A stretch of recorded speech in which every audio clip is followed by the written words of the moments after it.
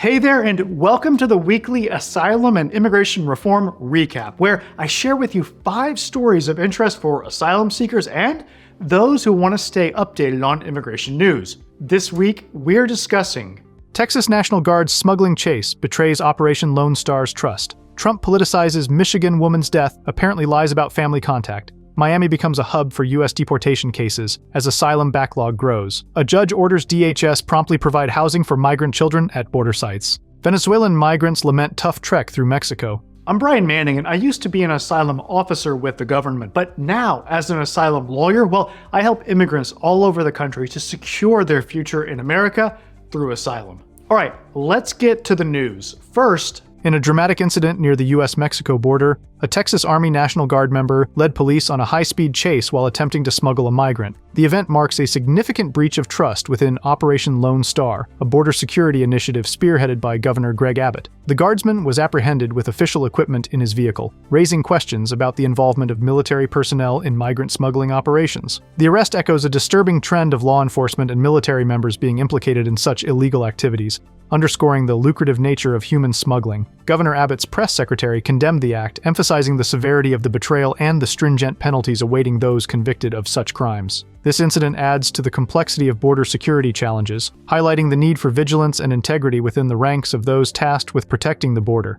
And up next for update number 2. At a rally in Michigan, former President Donald Trump used the tragic killing of Ruby Garcia, a 25-year-old Michigan woman, as a focal point for his discussions on illegal immigration. He claimed to have spoken to the Garcia family, a statement flatly contradicted by Ruby's sister, who criticized Trump for politicizing her sister's death and inaccurately stating he had been in contact with the family. She expressed dismay at the former president's framing of the incident as primarily an immigration issue, highlighting a broader disregard for crimes committed by Americans. Indeed, the data shows that immigrants commit crimes at lower rates than the native-born population. This incident has reignited discussions on how immigration is politicized, especially regarding crimes. Trump's campaign has not responded to inquiries regarding his communication with the Garcia family. All right, it's time for our 3rd immigration update. Miami has emerged as the epicenter for new deportation case filings in the U.S., reflecting its status as a major destination for migrants from Latin America, the Caribbean, and other regions. This revelation comes from an analysis that examined Department of Homeland Security data. From October 2023 to February 2024, 70,883 notices to appear in deportation proceedings were filed in Miami's immigration court. The data, while not encompassing all recent immigrants, provides a glimpse into the influx's scale and demographic makeup.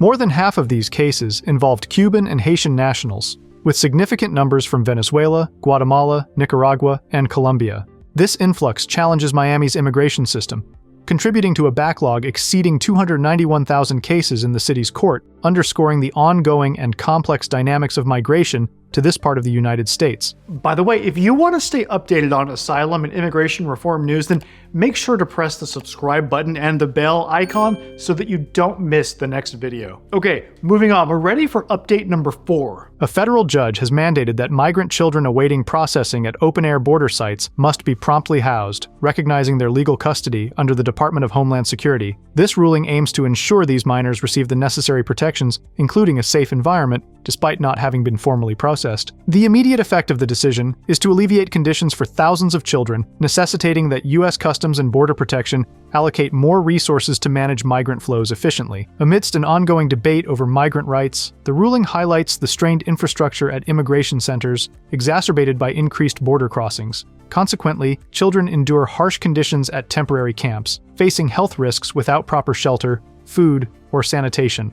This landmark decision emphasizes the government's responsibility toward minors in its custody, regardless of their formal processing status. And finally, our 5th immigration update for this week. Venezuelan migrants facing unprecedented challenges on their journey to the U.S. border find the stretch through Mexico the most daunting, surpassing even the perilous Darien Gap.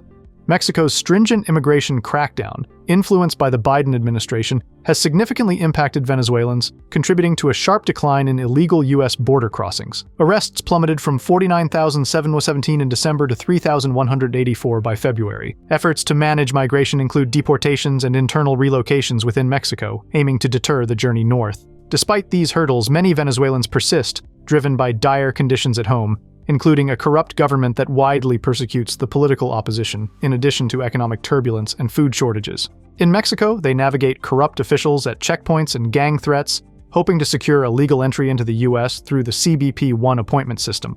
And that concludes this week's immigration news. If you want to win asylum in the United States, then you should call my office today. We help people all over the country, so it doesn't matter where you are. Call us now to schedule an Asylum Strategy Session so that we can assist you in securing your future in America through asylum. Again, I'm Brian Manning, and it's an honor to serve you in your immigration journey.